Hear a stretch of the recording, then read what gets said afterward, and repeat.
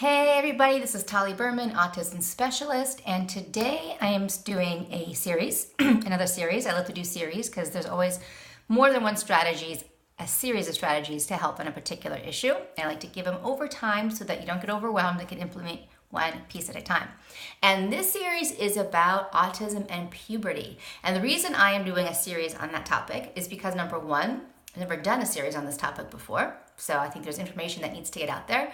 And number two, I'm getting a lot of questions around this issue. I have many clients that I'm working with in my private coaching programs who have kids who are girls and boys, sons and daughters, who are getting towards the ages of 11, 12, 13, and suddenly new issues are coming up.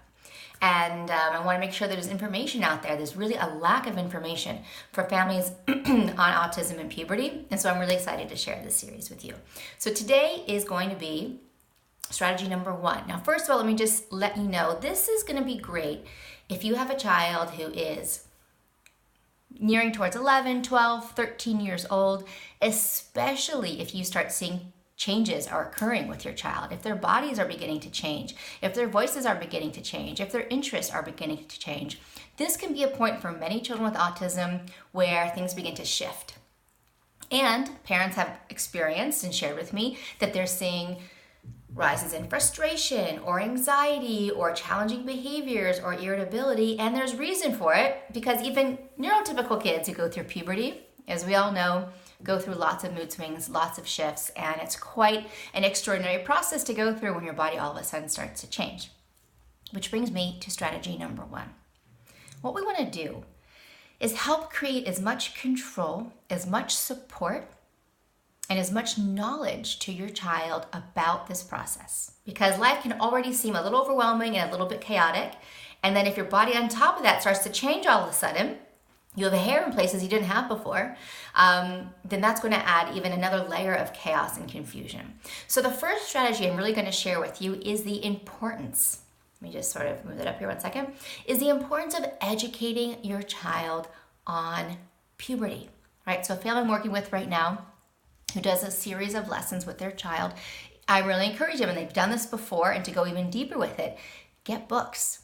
Get textbooks. There's some great resources out there. And I'll actually put some links to those resources for you beneath this video where you are really sitting down with your child using simple texts, but going really in depth into what's going on in their bodies to really help them understand and know what to expect. This is what might begin to happen, and this is what might be already happening for girls and for boys. If you're developing breasts, if you are getting taller all of a sudden, if you're growing hair in places you don't know about, we want to set them up to feel as in control as possible. And one thing that really helps a child feel in control is when they have understanding, an understanding of what's happening, an understanding of what's going on in their bodies. And this would even include things like hormone imbalances and moodiness. And so you might feel more angry sometimes, or you might feel that you have mood swings more often.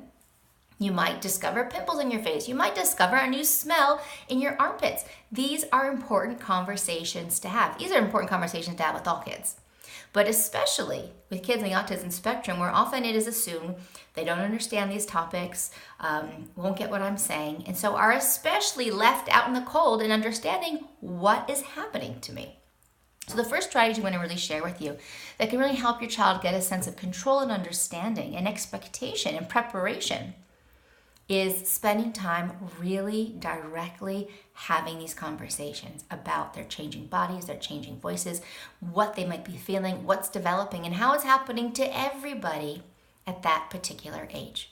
So again, I'm going to give some links to you beneath this video that you can really resource, but you can also find other resources that might be useful for you to really have little lessons and to really get into this conversation. And even if your child's not specifically verbal, to share this information to them with pictures, with context, to really begin their journey with a place of understanding. Again, this is if your child is heading in that direction, 10 years old, 11 years old, or is in the thick of it, 12, 13 years old. It's never too late to get started.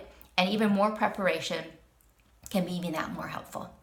So the first strategy is get into it with your child. Talk about puberty. Educate your child. Help your child become very knowledgeable so that as it happens, it's something that he or she can really feel like they've got a handle on. I'd love to hear from you. What is one thing you are taking from this video today? Scroll on down and leave your comment below.